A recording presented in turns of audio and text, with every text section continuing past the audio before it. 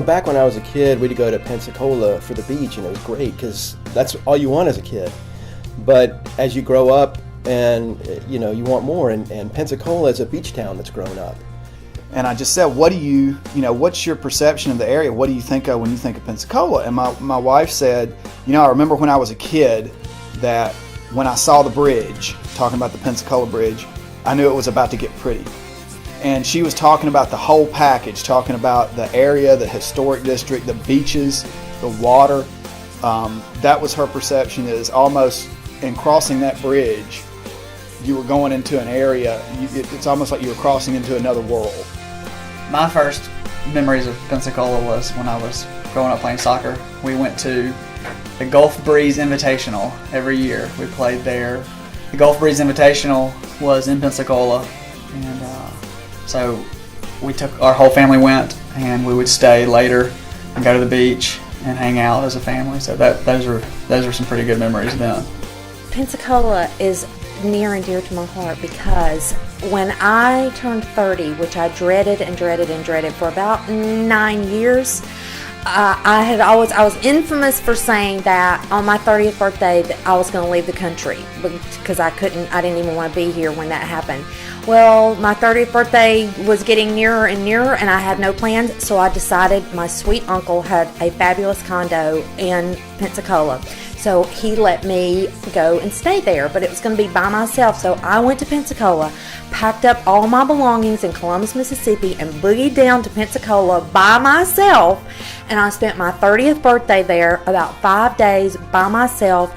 I had the most fabulous time. I really got to explore Pensacola the way I would want to, not just hanging out at a beach, but their downtown is so... that's the kind of thing that I love, and so that just made my day, is to be able to go down there and walk the streets and go into the art galleries and see the cute restaurants, and it was just exactly what I wanted. You don't look at it like a Vegas or even a Fort Walton Beach where it's big and busy, and you go there for the beach. That's the one thing you do, and you get in the water, you go to the pool and stuff. It seems like Pensacola had a lot more fun to offer. A lot more relaxing environment to offer. I mean, you can love great food, the symphony, arts, culture, history, and it's all right here. You can't do this kind of stuff in Panama City. I think a similar challenge to Jackson and Pensacola is that Jackson, there's a perception of who we are, and so we're kind of put in a box, just like Pensacola's kind of put in a box. They're a beach, and Jackson, all it is just there's just a lot of civil rights stuff that happened here, and that's all that it is. And that no one sees the hidden gems like the culture and the food and the history that we've wrapped into museums and all the attractions that there are here in Jackson. And I think Pensacola has to deal with that same reality, is that people just assume that they just have beaches. And so that's all that they're going to think about when they think about Pensacola. We try to look at underserved audiences from a strategic standpoint as a method of really building up brand loyalty.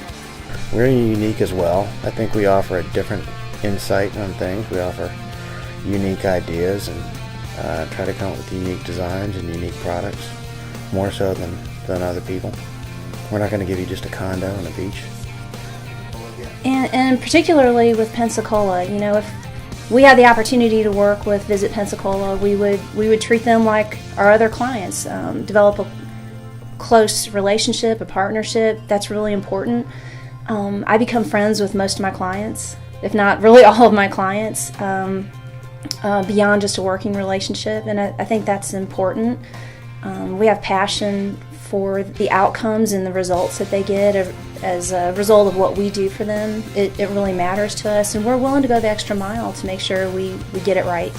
We're ready and we're excited, and so that's why I think that we'd be the best fit, and why we will be. Gatlinburg to Chattanooga to Jackson to Pensacola, these are all unique places. These are all special places that have more than when you're first thinking about it. It's more than just what's there on the surface, and we want to get people we want to get more people to Pensacola by showing them the big picture of Pensacola Bay.